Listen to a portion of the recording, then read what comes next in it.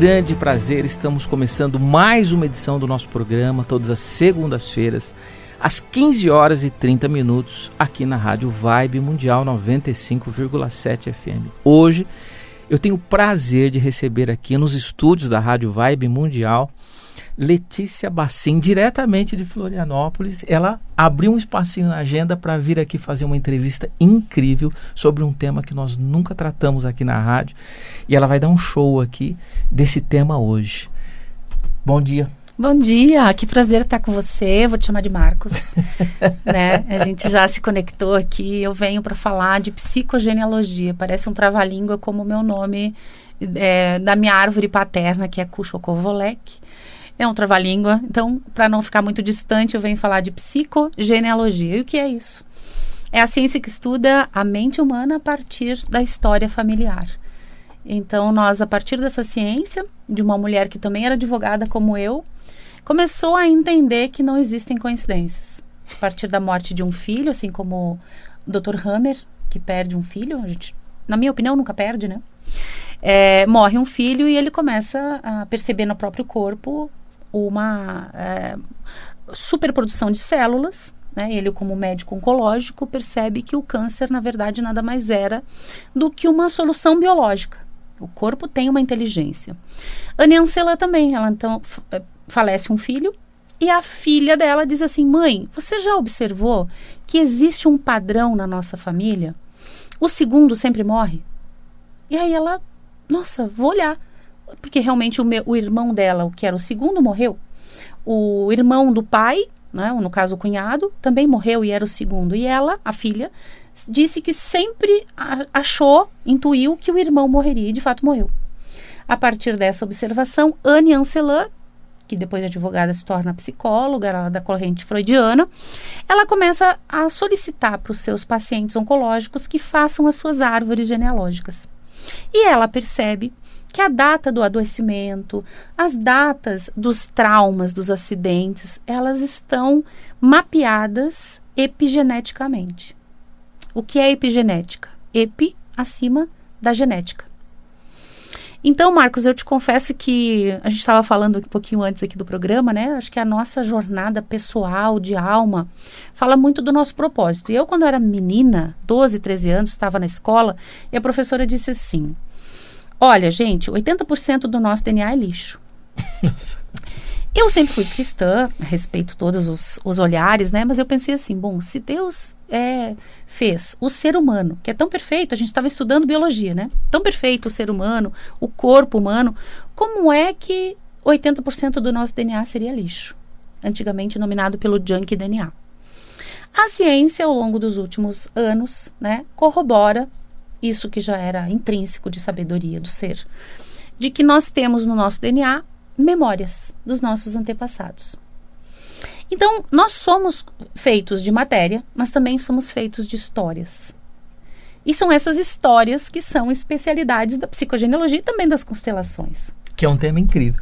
Agora, Letícia, me conta da tua formação. Qual foi o caminho para chegar na psicogenealogia? E depois a gente vai entrar num assunto que interessa muito aos ouvintes da rádio e do programa, os animais e a psicogenealogia. Show de bola. Mas me conta a tua formação. Bom, sou advogada, né? Sou há 27 anos advogada. Gerenciei muitos escritórios, um escritório com muitas filiais, né? Fui sócia do 5º maior escritório de advocacia do Brasil. Trabalhei como gestora de pessoas. Tinha aproximadamente 600 pessoas ao meu encargo.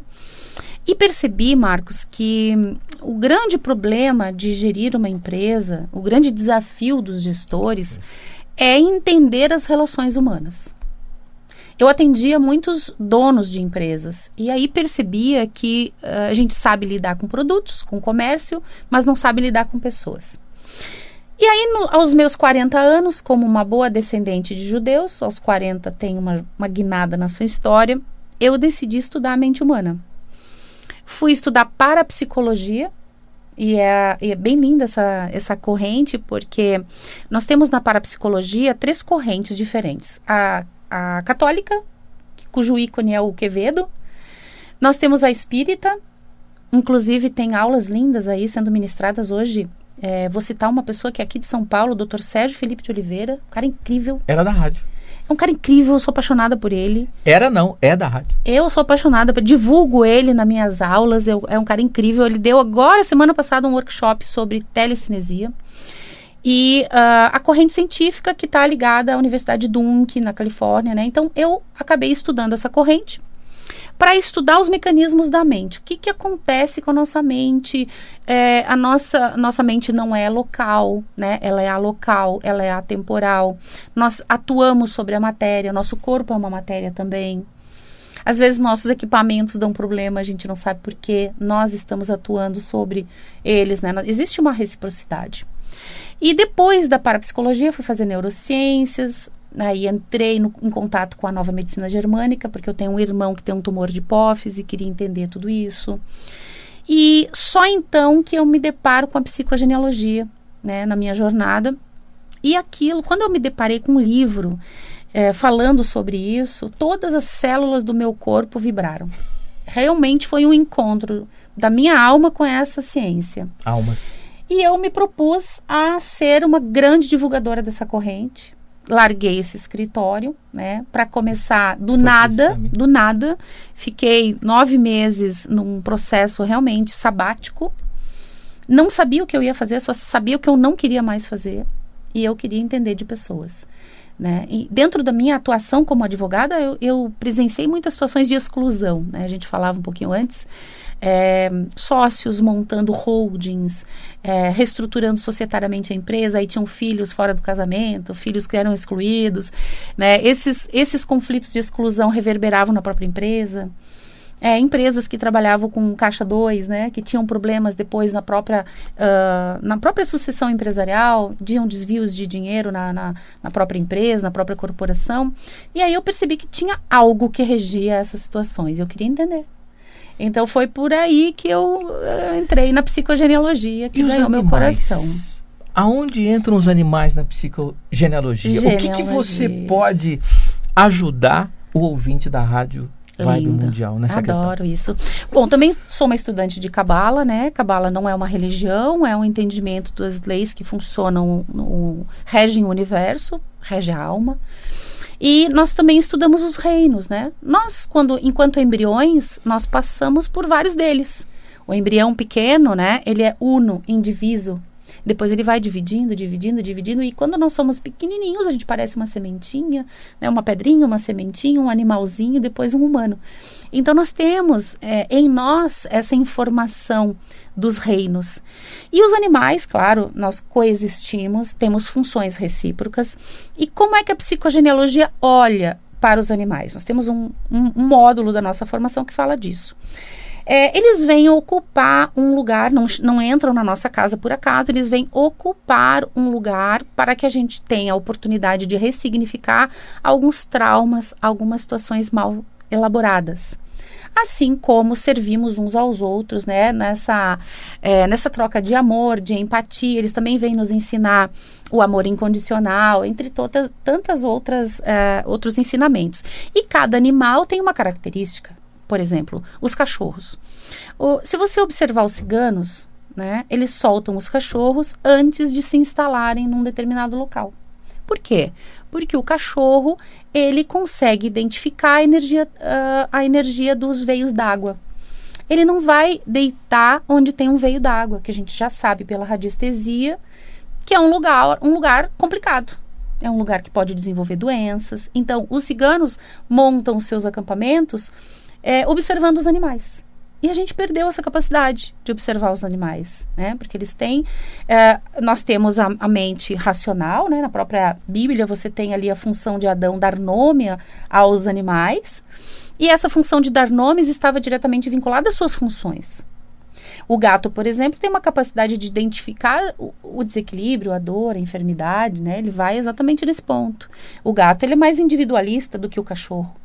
O próprio nome do cachorro, no hebraico, é lev, que é uma palavra que está conectada ao coração. Aliás, o nome do coração é lev, que é um nome muito próximo do cachorro, que também começa com L. Então, a gente sabe, né, que o cachorro é o grande amigo do homem. Então, quando a gente vai olhar esses animais, E muitas vezes é algo que você fala com muita propriedade, e a gente coloca esses animais num lugar de filho, né? Então, por exemplo, vem cá com a mãe, né? Vem cá com o pai, vem cá com o humano, trata como filho. A psicogenealogia olha o quê? O desequilíbrio no sistema a partir desse comportamento. Não é deixar de chamar, sabe, Sim, Marcos? Entendi. Eu sei que você sabe disso. É entender por que eu chamo de filho. E aí nós olhamos de que na vida, né, no cosmos, no universo, existem leis que regem o universo. Essas leis são, algumas delas, equilíbrio, harmonia e evolução. Tudo que está em desarmonia, tudo que está em desequilíbrio, tende a buscar um novo reequilíbrio, que a gente chama de homeostase. Se a gente for para um laboratório de química e botar água naqueles vasos intercomunicantes, a gente vai ver que eles encontram um equilíbrio.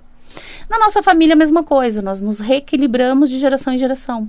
Inclusive, tem uma passagem na Bíblia que diz assim: sou um Deus zeloso, cuidadoso, que visita a iniquidade, que é o desequilíbrio, dos pais nos filhos até a 3ª ou 4ª geração. Então, nós mesmos vamos nos revisitando para reparar os desequilíbrios. Então, quando eu chamo um animal de filho, né, eu uso esse termo de filho, filho, vem com o papai, vem com a mãe, vai com o mano, né? É a vovó. O que nós vamos olhar? Qual foi a morte de um filho que eu estou colocando esse cachorro neste lugar? E aí, uma outra observação. Na nossa mente, nós temos ela dividida, né, entre neocórtex, límbico e reptiliano. A gente fala em cérebro, eu não gosto muito de falar no cérebro, porque não é o cérebro que cria a mente, é a mente que se manifesta no cérebro, que é a matéria. E aí nós temos o reptiliano, que é aquilo que trabalha com as nossas condições de sobrevivência, e que na medicina germânica a gente trabalha muito com essas condições de sobrevivência. Então vamos lá, vamos supor que na minha história familiar eu tenha tido uma avó que gerou uma criança e ela morreu no parto. E eu carrego o nome dessa avó. Porque na psicogenealogia a gente olha... O nome é importante. O nome está vinculado à alma. O nome no hebraico é Shem e alma Neshama. Então, o nosso nome está diretamente conectado com o nosso movimento de alma. Se eu tenho o mesmo nome que minha avó, ou meu avô, ou meu pai, ou minha mãe, eu tenho algo que está ligado a eles, que a gente chama de metaprograma, né? É algo da mente mesmo, é memória epigenética, que eu vim nesse sistema, e aí entra a minha função na família, para trazer homeostase. Então, se na minha avó perdeu uma criança, né? Perdeu não porque a gente não perde filho, mas ok, morreu no parto. Por solução de sobrevivência, né? A partir da minha mente reptiliana, eu posso não querer ter filhos. Tenho medo de ter filhos, ou não caso, ou desenvolvo uma endometriose. Misteriosamente. Misteriosamente, assim. Do nada. Do nada. E é uma solução, ou seja, se eu tiver filhos, ele pode morrer. Ou eu morro no parto. São informações. Melhor não ter. Criança morre, melhor não ter. E aí, como eu preciso sentir essa dor, que o Ivan Nagy dizia, ressentir para ressignificar, porque só quando você sente... calça a sandalinha de alguém, você consegue entender esse programa, eu coloco esse animalzinho nesse lugar e chamo de filho. Então, ele, né, não é um ser humano, mas eu o trato como tal, coloco ele nesse lugar de filho, sabendo, inclusive, que ele vai morrer, porque os animais têm uma vida mais curta do que os humanos, né? E isso é uma coisa maluca, né? Porque é um mecanismo cego, como Jung dizia assim, ó, até que te tornes consciente, o inconsciente vai dirigir tua vida e tu vai chamar destino. E nós vamos ter a oportunidade, através do animal, de ressignificar esse luto, porque ele vai morrer num curto espaço de tempo. Um cachorrinho dura 13, 14, 15, Você 16 anos. Você vai reviver isso. E eu vou ter que reviver esse luto. Essa morte desse filho. Essa dor que foi lá atrás. Você está honrando. E que muitas vezes, Marcos, eu nem conhecia essa mulher. Não conhecia essa minha avó, bisavó, mas essa informação está no nosso DNA. É memória epigenética. Perfeitamente. E com isso, a importância do animal no sistema que nos ajuda a evoluir. Muito, muito. Agora, a questão é, e o animal, né? Exatamente. Vai sofrer? Exatamente. Vai ser um paciente oncológico? vai fazer uma doença autoimune, vai peregrinar de veterinário em veterinário numa doença crônica. Isso. Sabes que eu tenho uma colega, eu digo colega porque ela já se formou em psicogenealogia, ela foi minha aluna, ela é psicóloga. E ela queria muito ter filhos. Não conseguia ter filhos. E ela diz assim, Lê, comecei a observar os animais que entravam na minha família. Entrava o cachorrinho numa determinada data e morria logo depois. Não durava um ano. Entrava um outro cachorrinho numa determinada data, morria logo depois. Quando ela remontou a árvore genealógica dela, ela foi ver que essas datas de ingresso desses cachorros no sistema eram as datas de concepção de crianças que morreram num curto espaço de tempo. E eles morriam nas mesmas datas. Com as crianças no sistema. A isso nós chamamos de síndrome de aniversário. Síndrome do aniversário. Que é um conceito que não é da Anne Ancelan, mas ela resgata esse conceito de Josephine Hilbert, e ela começa a perceber que o trauma faz aniversário. Então, se eu tenho na genealogia, né, uma história de uma criança que morreu com 1 ano, pela lei da atração, eu vou atrair mecanismos para eu reviver essas mortes precoces. E muitas vezes eu atraio estes seres, que também têm a sua jornada mais curta, para que eu tome consciência disso que está automatizado no meu inconsciente. Então, o que a gente fala? Quando você fala dos cânceres, né, das doenças de pele.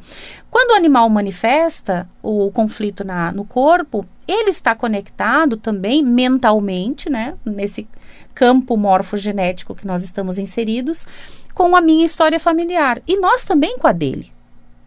É recíproco. Tanto que se alinham e se encontram. Exato. Em ressonância. Em ressonância. Perfeito. E esse olhar eu gosto muito de trazer, porque a gente também olha para os adotados no sistema. E muitas pessoas dizem assim, Letícia, como que eu vou olhar minha árvore genealógica se eu sou uma pessoa adotada? E esse é um olhar, Marcos, que a gente precisa trazer para as pessoas. Não é uma família que adota uma criança adotada que está ajudando essa criança. A ajuda é recíproca, porque o adotado também está servindo para esta família. Existe um equilíbrio de contas que o Ivan Nagy trazia como contabilidade familiar. Você só tem aquela vontade de adotar uma pessoa se no teu sistema alguém também acolheu um dos teus. Entende? Então, há uma contabilidade familiar, ou quando você também tira um dos teus, os excluídos, aborta, e você, para compensar, acolhe um de um outro sistema. E aí, claro, aí entra a nova medicina germânica, entendendo que nós temos em nós ciclos celulares biológicos memorizados, conceituado por Marc Frechet, onde ele mesmo dizia assim, se a gente viver uma situação dramática aos 5 anos, nós vamos reviver esses ciclos. De 5 em 5? De 5 em 5, né? Então, de 5, 10, 15, 20, vamos revendo o que eu vivi nos 5 anos. Nos 5 anos meu pai morreu.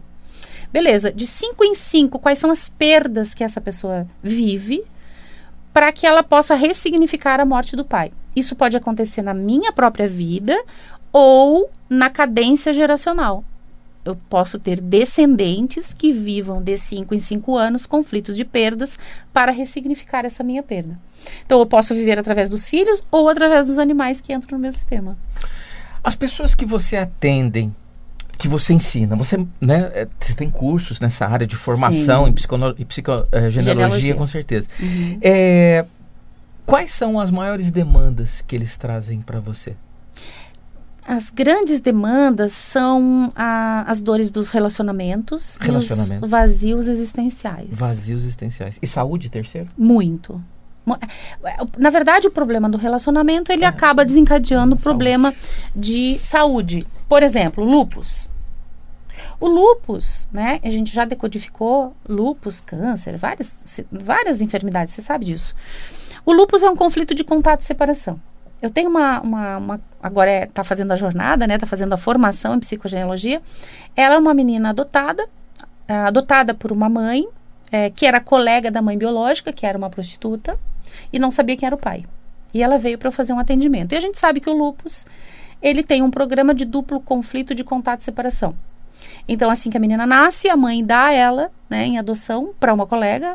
E aí, é importante que a gente coloque que uma mãe que dá um filho, ela dá por amor. Se ela levou essa gestação até o final, ela amou essa criança, né?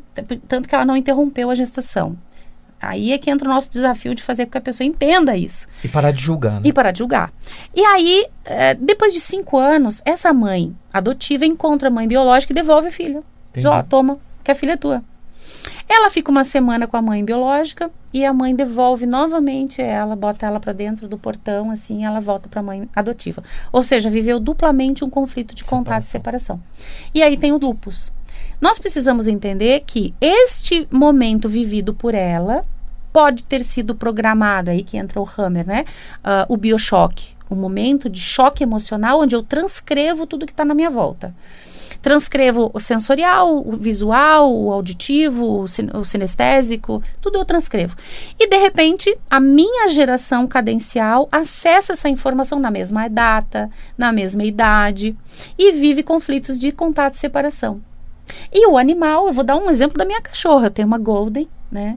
Minha filha está no Canadá agora, e a minha filha me ligou acho que faz umas 2 semanas, dizendo, mãe, eu tô aqui no Canadá, né, aqui o pessoal é muito frio, é diferente do Brasil, eu tô aqui na família, a família não me pergunta como é que foi meu dia, como é que são coisas do Brasil, eu tô com muita saudade. Ela estava vivendo um conflito de separação, um conflito de pele. Com a mãe. Pois a Golden estava cheia de coisinha na pele. Estava manifestando na pele o conflito que ela é a dona, não é a dona, né? Mas foi ela que escolheu a cachorra, que é a Nala. Então, ela manifesta no corpo o conflito que a gente vive. Letícia, eu precisaria de umas 2.000 horas aqui. Que delícia. Porque eu tenho 450 perguntas para fazer. Mas o tempo é limitado. Sim. Queria que você deixasse seu contato para que as pessoas que têm interesse nesse assunto te contactem, façam seus cursos. Você tem uma plataforma? Tenho. Por favor. Então vamos lá. O nosso Instagram é vamos trava-língua, presta atenção, psicogenealogia.liz, L-I-Z. Nós temos uma plataforma que é a Escola Liz, cujo site é www.iliz.com.br ou no Instagram escola.liz, né? E lá tem todos os nossos cursos de psicogenealogia, parapsicologia vai entrar, mas dentro da psicogenealogia o projeto Sentido Gestacional, o curso de nomes, o Liberando um Morto, que fala dos mortos no sistema, um workshop sobre relacionamentos tóxicos na árvore genealógica, enfim, um monte de coisa. Você vai voltar aqui? Mas com certeza. Então tá bom. Com muito prazer. Quero agradecer. Eu que te agradeço. Muito grato. Parabenizo você pelo teu trabalho. Acompanhei. Agora eu vou estudar mais, mas acompanhei uma certa distância. Parabéns, viu? Eu que te agradeço. Sucesso. Foi maravilhoso. Gratidão. Pessoal, concluímos aqui a entrevista com Letícia Bacin, que veio diretamente de Florianópolis para a gente falar sobre um tema que nunca foi abordado aqui no nosso programa, psicogenealogia.